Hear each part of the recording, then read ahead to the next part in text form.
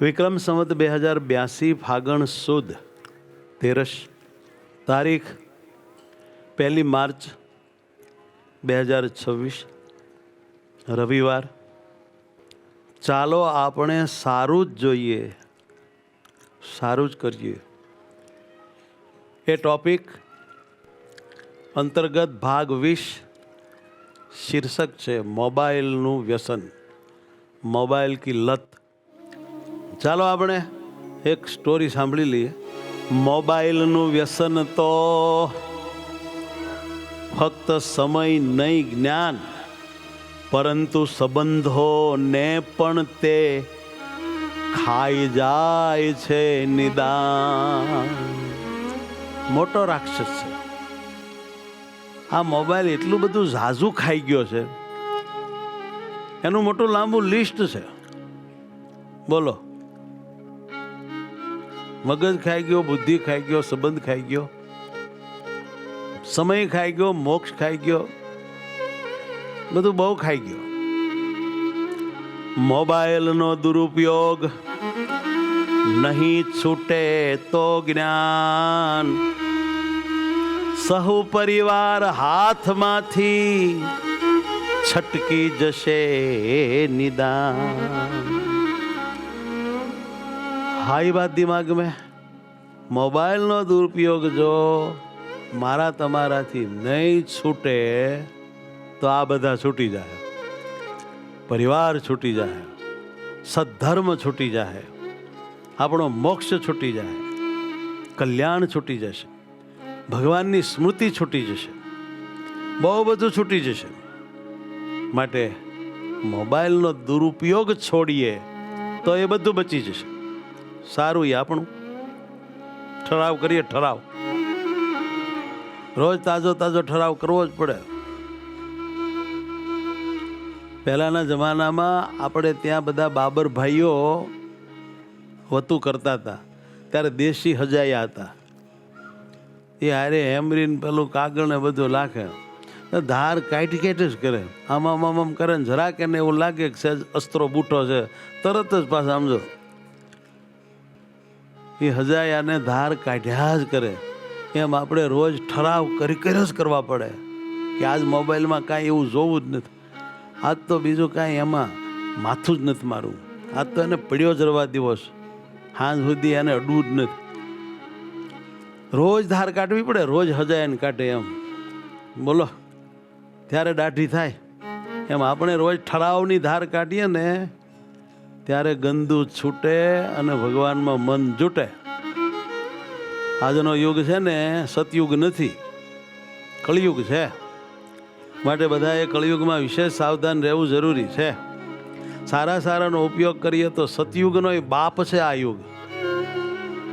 હો, પણ જો દુરુપયોગ થાય ને તો સૌથી મોટું પાપ છે. એક ભાઈ એની વાત કરે છે, બહુ દુઃખદ કહાની છે, તમે કહેતા હો તો કહી દો. એ બિચારો કહે છે, હું પથારીમાંથી ઊભો થયો, અચાનક છાતીમાં દુખાવો ચાલુ થઈ ગયો. મને કાંઈ હૂજ પડતી નહોતી. મને મનમાં એમ થયો હાર્ટની તકલીફ તો નહીં હોય ને. એવા વિચાર સાથે હું આગળના બેઠક રૂમમાં ગયો ને. સંતો, હું બેઠક રૂમમાં ગયો, મેં નજર કરી તો મારો આખો પરિવાર મોબાઈલમાં મશગુલ હતો.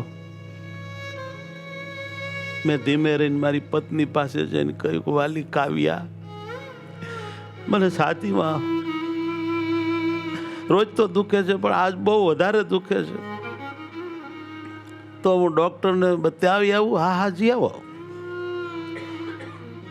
તબિયત સંભાળીને જાજો. આવું બોલી પણ મોબાઈલમાં મોઢું રાખીને બોલી, સંતો, મોબાઈલમાંથી મોઢું કાઢીને મારી હામું ન જોયું.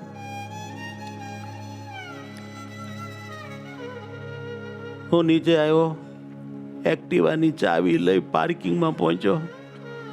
મને પરસેવો થઈ ગયો, પુષ્કળ પરસેવો વળી ગયો, શરીરમાં કંપારો માંડ્યો આવવા. એક્ટિવા ચાલુ કરવા ગયો પણ મારથી ચાલુ ન થયું. હરિભક્તો, અને એ જ સમયે મારા કાંઈક ભાગ તે અમારા ઘરે કામ કરતો હતો ને અમારો નોકર ધ્રુવજી એનું નામ હતું. એ બરોબર સાયકલ લઈને આવ્યો. મને જોઈને કે સાહેબ તમારી તબિયત સારી નથી લાગતી, આવી સ્થિતિમાં તમારે એકલા નહીં જવું.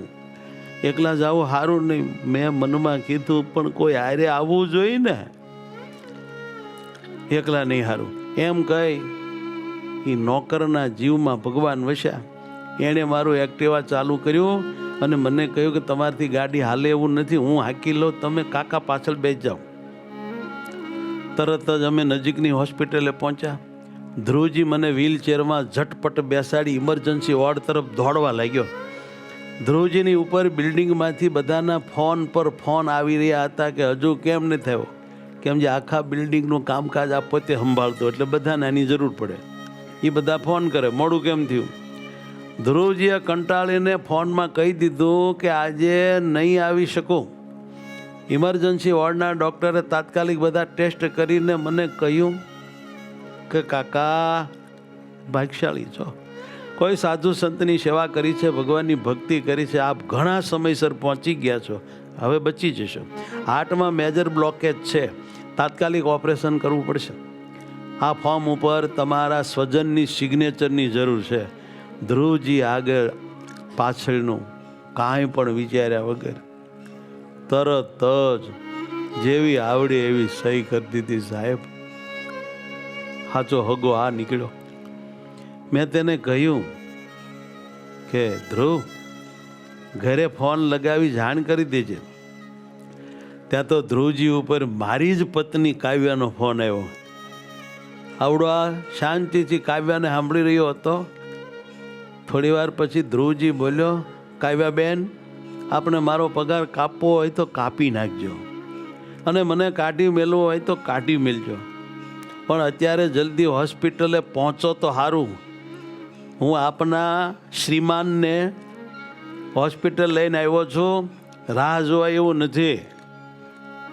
હું મનમાં બોલ્યો, અરે કાવ્યા દેવી, તું કોના પગાર કાપવાની વાત કરે છે? અરે રે, કોને કાઢી મેળવાની તું વાત કરે છે? પછી તરત મને ઓપરેશન માટે લઈ જવામાં આવ્યો. ઓપરેશન પછી હું ભાનમાં આવ્યો. મારી સામે મારો સમગ્ર પરિવાર નીચા માથે ઊભો તો એ મેં જોયો.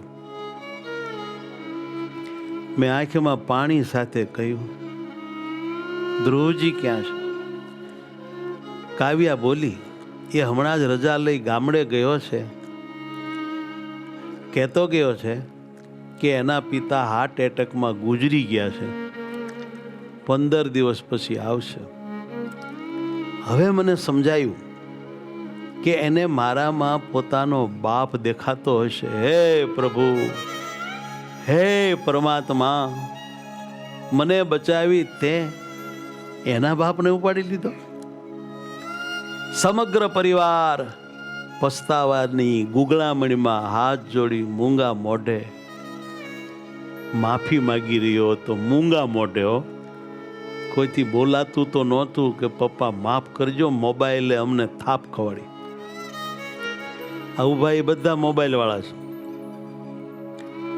એક મોબાઈલનું વ્યસન આપણી વ્યક્તિને આપણા દિલથી કેટલા દૂર લઈ જાય છે તે પરિવાર જોઈ રહ્યો હતો. પછી છેવટે ઓલો નાનો ઊભો હતો ને પિન્ટુ બોલ્યો, અમને માફ કરી દો પપ્પા, અમને માફ કરી દો.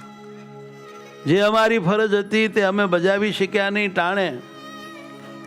બોલે આપણા નોકર ધ્રુવજીએ પૂરી કરીને અમે પાછા ફોન કરીને દબડાવતા, તારો પગાર કાપી નાખ્યો, કાઢી મૂક્યો, આવતો નથી. જ્યારે અમારા માટે હે પપ્પા આખી જિંદગી ખર્ચી દેનાર તમે જ્યારે આવી મુશ્કેલીમાં હતા ત્યારે અમે દુનિયાની બર્થડે પાર્ટીના સ્ટેટસ જોવામાં વ્યસ્ત હતા. આ મોબાઈલમાં પારકી પંચાયત જાણવા માણવામાં અમે પોતાનાને પારકા કરી બેઠા. તમારા માટે જીવે છે જે તમારા માટે જીવે છે, તેને ફોન કરતાય વધારે મહત્વ આપો, જ્ઞાન સમજી સદા. અરે રે, જે આપણા માટે જીવતા હોય, આપણા માટે જીવ્યા હોય, એને મોબાઈલ કરતા વધારે મહત્વ આપવાનું જોજો, ચૂકી ના જવાય. આ વાત સમજી રાખજો. મારો પરિવાર ખૂબ પસ્તાણો, એની આંખમાંથી આંસુડા પડતા હતા. સંતો, પછી મેં એને કહ્યું, હશે ભાઈ. એ પરિવારજનો, બેટા પિન્ટુ, એક નિર્જીવ રમકડાએ જીવતા રમકડાને ગુલામ કરી દીધું છે. હવે સમય આવી ગયો છે તેનો મર્યાદિત ઉપયોગ કરવાનો, નહીતર પરિવાર, સમાજ અને રાષ્ટ્રીય તેના ગંભીર પરિણામ ભોગવવા તૈયાર રહેવું પડશે, અને એની કિંમત ચૂકવવા માટે પણ તૈયાર રહેવું પડશે. છેલ્લે સાર, કોઈ પણ વસ્તુ જીવનને સરળ બનાવવા માટે છે. શું કરવા માટે છે? જીવનને સરળ બનાવવા માટે. જો તે જ વસ્તુ તમારા જીવન પર રાજ કરવા લાગે તો ચેતી જવું જોઈએ. મોબાઈલના ગુલામ આપણે નથી, મોબાઈલ આપણો ગુલામ છે. આપણો માલિક એ નથી, આપણે એના માલિક છીએ. એ આપણા ઉપર હક જમાવે અને આપણને રમાડી જાય એટલે હદે મૂર્ખ્યા આપણે ન રહેવાય. સાવધાન રહેવું. વાલા ભક્તો, આ તો વાત થઈ ખાલી મોબાઈલમાં માણસો વ્યસ્ત રહેવાથી સગા સંબંધીઓના સંબંધમાં ધ્યાન નથી આપી શકતા, મા બાપની સેવા કે બીજી કરવાની જે પ્રવૃત્તિ હોય એ કરી નથી શકતા. પણ એક ચોંકાવનારો ડેટો એક મોટા માણસે રજૂ કર્યો છે, એ તમારે મારે સાંભળવા જેવો છે. મોબાઈલમાં ગંદુ જોઈ જોઈને પોર્નોગ્રાફી, પોર્ન ફિલ્મો કે એવા અશ્લીલ વિડીયાઓ જોઈ જોઈને આજે દુનિયામાં કેટલા બધા ગુનાઓ વધ્યા છે એ ભાઈ એની વાત કરે છે. આપણે બધા ડનવર પ્રદક્ષિણા વગેરેમાં છીએ એટલે નથી બહુ વાંધો, બાકી સાંભળો. જે પણ બળાત્કારો થઈ રહ્યા છે દેશમાં, 80% બળાત્કારો કન્ટેન્ટ જોઈને થઈ રહ્યા છે.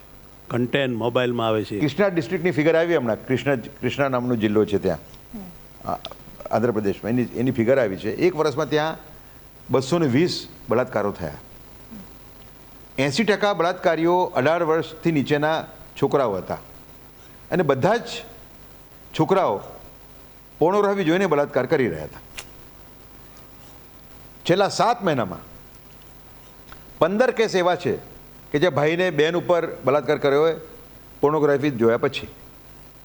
10 કેસ એવા છે બાપે દીકરી ઉપર કર્યું હોય જોયા પછી. અને એક કેસ એટલો ભયંકર છે રાજસ્થાનનો, એક દીકરાએ દારૂ પીને અને પોર્નોગ્રાફી જોઈને પોતાની મા ઉપર બળાત્કાર કર્યો. એટલે પરિસ્થિતિ ગંભીર છે, અને એમાં ખાસ કરીને સ્લમ્સની અંદર તો ભયંકર થઈ રહ્યું છે. આપણે એમ કહેતા હોઈએ કે આપણે 2047માં મહાન દેશ બનીશું, વિકસિત ભારત બનીશું, તો કોઈના મનમાં શંકા નથી કે આપણે 2047 નહીં 2037માં જ આર્થિક મહાસત્તા હોઈશું, સૈનિકી મહાસત્તા હોઈશું, વૈજ્ઞાનિક મહાસત્તા હોઈશું, પણ શું સાંસ્કૃતિક રૂપે આપણે કંગાલ દેશ હોઈશું? Will India be a culturally pauper nation? એ વિચારવાનો સમય આવી ગયો છે. બોલો, આર્થિક રીતે, સૈનિકની રીતે, દુનિયાના મોભાની રીતે તો આપણે મહાસત્તા થઈ જઈશું, પણ આપણા સંસ્કારની બાબતમાં આપણે ક્યાં હશું? આપણા ધર્મની બાબતમાં ક્યાં હશું? એ વિચારવાનો સમય આવી ગયો. માટે વાલા ભક્તો, સાવધાન. આપણા પરિવારને સાચું સમજાવો. આપણા દીકરા દીકરીઓને, સંતાનોને આ કેટલું નુકસાનકારી છે, આનો દુરુપયોગ કેટલી હદે આપણને ઉતારી નાખે છે, એ વાતથી એને પ્રેમથી બેહાડીને વાકેફ કરો. નહીતર રોવાના દિવસો આવશે. આપણે એકલા ચિંતા કરીએ છીએ આ ખરાબ કન્ટેન્ટની, એવું નથી. દુનિયાભરના બુદ્ધિશાળી અને સારા માણસો અત્યારે ઉપાધિ મુકાઈ ગયા છે. આટલા બધા બળાત્કાર પૂર્વે ક્યારેય થયા નથી. દીકરો મા ઉપર બળાત્કાર કરે આવી ઘટનાઓ આ મોબાઈલ નેટમાં ગંદુ જોવાથી પેદા થાય છે, એવું એ બધાય સમજે છે, સ્વીકારે છે. કોઈ ઉપાય છે નહીં આનો. પોતે જ જો વિચારીને એનાથી બચે, સત્સંગના રંગે રંગાયેલા રે, સંતો સાથે નિકટનો નાતો સંબંધ રાખે, નિષ્કપટ નિખાલસ થવાનો મોટા હરિભક્તને રિપોર્ટ આપ્યા કરે, તો જ આ પાપથી બચાય એવું છે.